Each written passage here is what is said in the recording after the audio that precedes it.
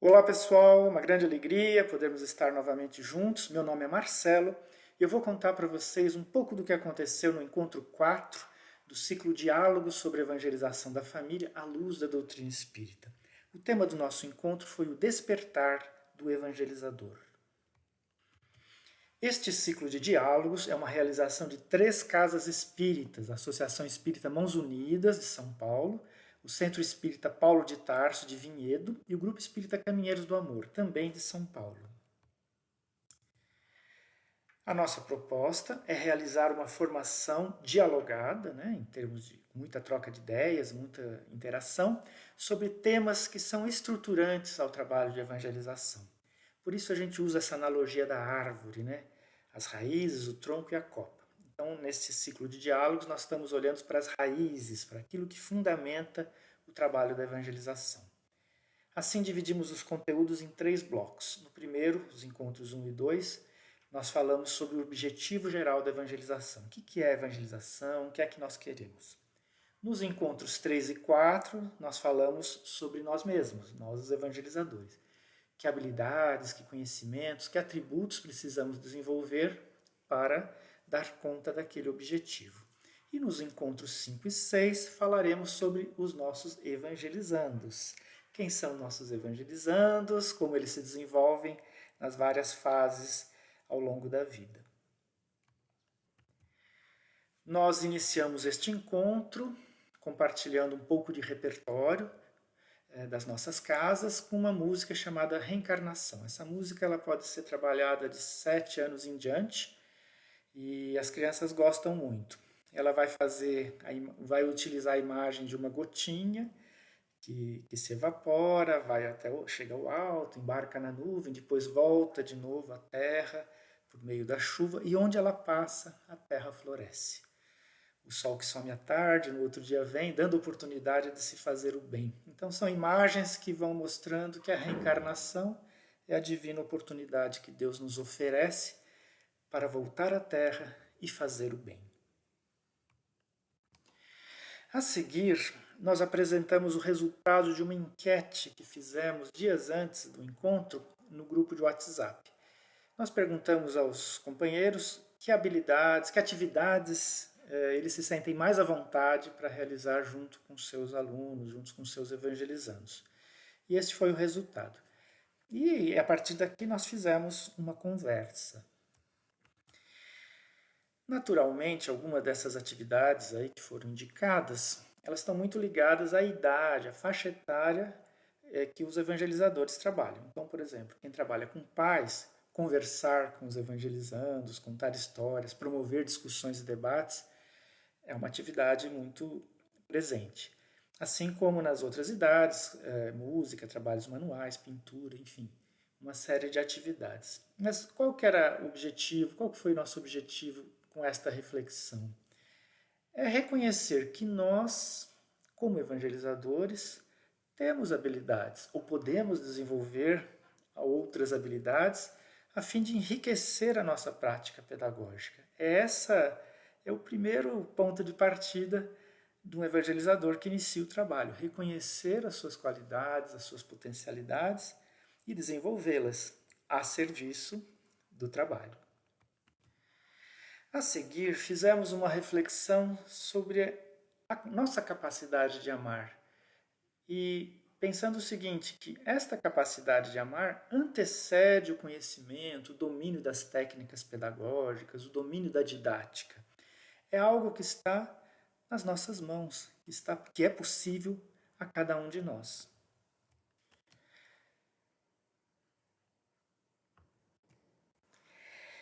Estas reflexões que realizamos em conjunto foram muito ricas, as pessoas trouxeram contribuições bastante relevantes.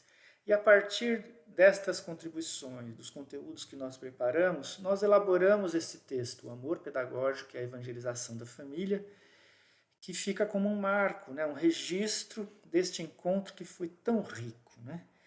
E o foco mesmo é o amor. A gente tem as nossas habilidades, a gente tem as nossas competências, a gente vai fazer aprendizados de novas técnicas, porém é o amor que vai dar vida e sentido a estas habilidades, a esses conhecimentos, É o amor que vai promover o acolhimento e os nossos evangelizandos se sentirão bem em nossas aulas. É o amor que vai nos conectar com a espiritualidade maior e estes espíritos amigos, pelos fios mediúnicos da inspiração, irão alimentar o nosso coração com novas ideias, novos caminhos.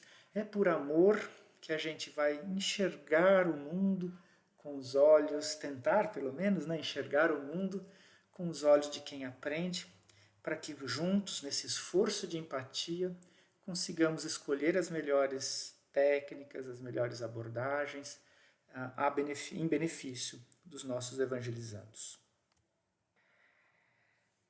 Assim, para a gente se inspirar nesse trabalho em relação ao amor pedagógico, né, o amor que se aplica aqui nas atividades de ensino, a gente fez uma proposta, uma reflexão que pode também ser reproduzida nos grupos de evangelizadores, que os resultados são muito interessantes. É pensar naquele professor, na professora, no evangelizador, no educador que mais nos marcou positivamente, que marca que ele ou ela deixaram em nós.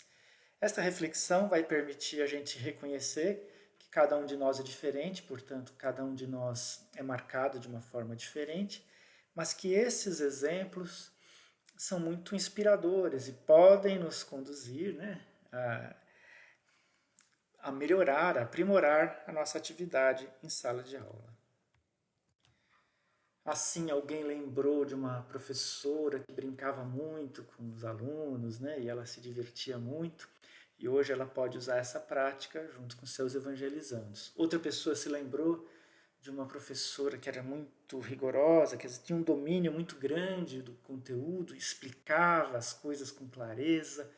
Outra pessoa vai se lembrar de uma evangelizadora que era bem-humorada, que conseguia criar um clima gostoso na sala de aula, um clima fraterno, né?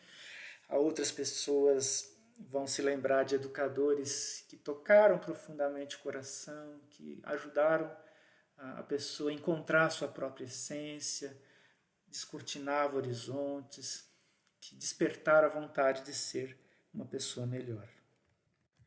Quando a gente pensa na importância do amor pedagógico, pode parecer uma coisa muito vaga, mas quando a gente materializa, concretiza nesses exemplos reais de situações de vida pelas quais passamos, aí fica um pouco mais fácil entender como é importante este sentimento, o uso, a aplicação desse sentimento no trabalho em sala de aula. A seguir, nós fizemos uma retomada daquele tema da educação de dentro para fora e vice-versa, que tratamos no encontro anterior, e explicando que este modelo que a gente busca na evangelização, ele é caracterizado por esses dois movimentos, esse duplo movimento, de fora para dentro e de dentro para fora. O de fora para dentro é quando a gente alimenta e nutre a alma do educando com saberes que ele ainda não possui, que ele não conhece. Isso, em geral, é feito de maneira expositiva. A gente fala e ensina um determinado conteúdo. E isso é chamado de educare. E o movimento oposto, de dentro para fora, chamado de educere, é quando a gente permite que as potencialidades do evangelizando ou do nosso educando venham à tona, né? Venham à luz. E são coisas que ele já possui. Esses dois movimentos, educar e educere, eles precisam ser trabalhados em sinergia.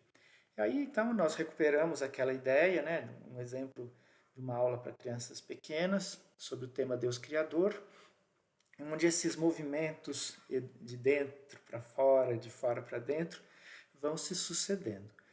Então, naquele exemplo, ele começa permitindo que as crianças manipulem lá alguns objetos da natureza, pedras, conchas, etc., despertando o sentimento de admiração.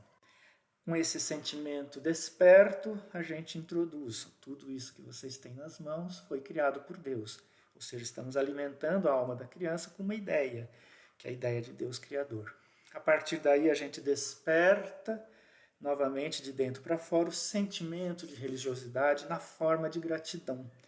E convidamos as crianças a fazer uma prece agradecendo a Deus por ter feito todas estas coisas. E a gente pode usar essa prece também como um momento de alimentação da alma, de fora para dentro, o educare.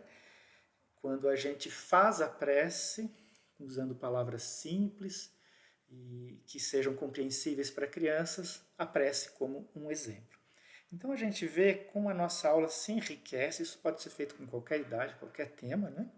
Mas como a nossa aula se enriquece quando a gente cria este ritmo de dentro para fora e de fora para dentro, quando a criança ou o jovem ou o adulto tem a oportunidade de falar, de se expressar, de dialogar e seguido de momentos de conteúdo, né, de exposição.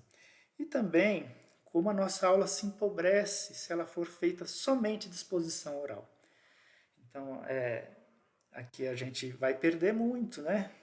Só falando, ó, Deus criou todas as coisas, vamos fazer uma prece, sem permitir o tempo do nosso evangelizando processar essas informações e trazer aquilo que ele já tem em potência dentro de si mesmo. A seguir, nós trouxemos muito brevemente uma teoria denominada aprendizagem significativa. No texto escrito, ela está detalhada um pouco melhor. Naquele encontro a gente falou mais brevemente. Mas o que é isso? Ela tem muito a ver com esse processo do educar e do educere. É uma teoria que diz que um novo conhecimento ele só se torna significativo quando ele está fortemente ancorado em um conhecimento prévio do educando. Então, se você for fazer uma aula e trouxer uma série de informações e pedir que a criança memorize essas informações, ou que o aluno memorize essas informações, a probabilidade deste conhecimento se tornar significativo é muito pequena, porque caso o educando não utilize aquela informação na sua vida, ela vai se perder. Por outro lado, quando um novo conhecimento ele é trazido e ancorado em um conhecimento prévio, ou seja, esse conhecimento que a gente chama, né, pode ser um sentimento, uma ideia, enfim, uma imagem que que o educando possua, então a chance dele se tornar perene e significativo é muito maior. Agora, para isso acontecer, a gente precisa saber quais são esses conhecimentos prévios, esses sentimentos, essas ideias que o nosso aluno tem. E para isso, a gente precisa conversar com ele, interagir. Daí a importância das nossas aulas não serem só no modelo expositivo, mas incluírem também o diálogo. Não estamos falando aqui de qualquer diálogo ou de qualquer interação, mas um diálogo que permita que essas ideias que eles possuem emerjam, venham à tona. Por exemplo, vamos pensar num exemplo prático. Se o nosso tema é prece e as condições da prece, né, as condições ideais da prece, que é a sinceridade, que é a humildade, que é a pureza de sentimentos que a gente precisa ter para conversar com Deus, por exemplo. Então, o primeiro movimento da aula é perguntar para as crianças o que eles acham da prece, se eles fazem prece, em que momentos da vida eles fazem prece, em que momentos do dia eles fazem prece. E a partir desse diálogo, a gente entra no conteúdo que queremos. Como é que vocês acham que uma prece pode chegar até Deus? E aí eles vão dizendo e a gente vai ter a oportunidade de trazer esse conteúdo. Pode ser que eles já tenham essa ideia inicial, né, guardada no coração, mas pode ser que seja uma ideia nova. Então, a gente vai trabalhando este novo conhecimento em interação com o conhecimento prévio que eles já possuem. A ideia é que o resultado, esse novo conhecimento, se torne significativo em suas vidas. Portanto, nesse ciclo, nessa sequência do SERE, do CARE, né, de dentro para fora, de fora para dentro, a aprendizagem significativa é um método, uma maneira de trabalhar muito rica. E ela é um processo que demanda diálogo e interação, não tem como a gente ser só expositivo. E esse processo permite que a gente identifique e valorize o conhecimento prévio dos nossos evangelizandos sobre o tema que vai ser desenvolvido. Por isso que tem que ter diálogo. A gente não consegue imaginar, a não ser perguntando, né? Conversando e para que essas potencialidades venham à luz, venham à tona. Isso também tem um benefício adicional, que é quando a gente pergunta e valoriza o sentimento, a imagem, as ideias que os próprios evangelizandos possuem, eles se sentem valorizados, né? Eles se sentem capazes de se desenvolver como espíritos, de evoluir e plenamente capazes de colocar em prática as lições do Evangelho.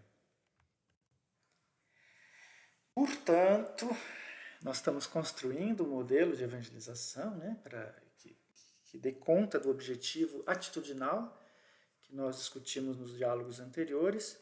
Nós estamos buscando um modelo de evangelização que é aquele em que o evangelizando, envolvido no ambiente de amor, por meio da vivência de momentos felizes e num percurso que vai do afeto à razão, consiga realizar a sua formação espírita cristã de dentro para fora, de acordo com a fase de desenvolvimento que se encontra.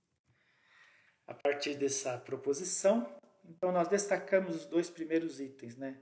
O que significa envolver os nossos evangelizandos no ambiente de amor e o que significa proporcionar vivência de momentos felizes. E foi a partir daí que realizamos as discussões mais aprofundadas no diálogo 4.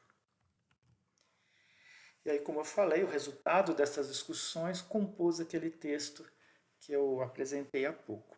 A primeira questão, o que significa para você criar momentos felizes em uma aula de evangelização?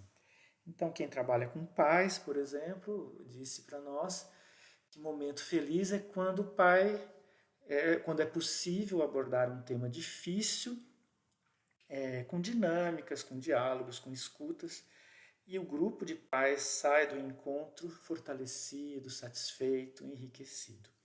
Crianças pequenas, por exemplo, os evangelizadores disseram que pode ser um momento em que as crianças brincam livremente, mas também na hora de aprender sobre os conteúdos do Evangelho, as atividades muito simples, né? Isso foi destacado de forma bastante, mais de uma pessoa falou sobre isso. Eu vou ouvir uma história, colocar a mão na terra para fazer a semeadura, fazer juntos um objeto, um desafio simples que eles consigam resolver. Isso cativa, envolve e traz essa sensação de felicidade. E assim por diante nas várias idades. Então, o texto que eu mencionei, ele traz vários exemplos, né, do que foi discutido aqui. Este ambiente, este momento de felicidade, esse momento de alegria, é muito propício ao desenvolvimento do nosso trabalho. E é isso que a gente busca, isso que a gente se esforça para realizar. E nós concluímos nosso encontro, relembrando aqui do ensinamento de Meimei, né? Só o amor pode educar os filhos de Deus, e o ensinamento de Pestalozzi, o amor é o eterno fundamento da educação. A toda hora meus pupilos devem ler no meu rosto, que meu coração está com eles, que a minha é a sua aventura, que a sua alegria é a minha alegria. E concluímos o encontro com uma música para a juventude, chamada Venha Ser Jovem, que vai falar da importância da vivência do amor e de como isso nos transforma para melhor e transforma o mundo para melhor. Foi esse o percurso que nós realizamos no encontro 4 do ciclo Diálogo sobre a Evangelização da Família, à luz da doutrina espírita. As músicas estão disponíveis na nossa playlist no YouTube, esta apresentação também, e o texto que nós construímos juntos também está disponível ali no nosso acervo. E o link está aqui na descrição deste vídeo. Até mais, pessoal!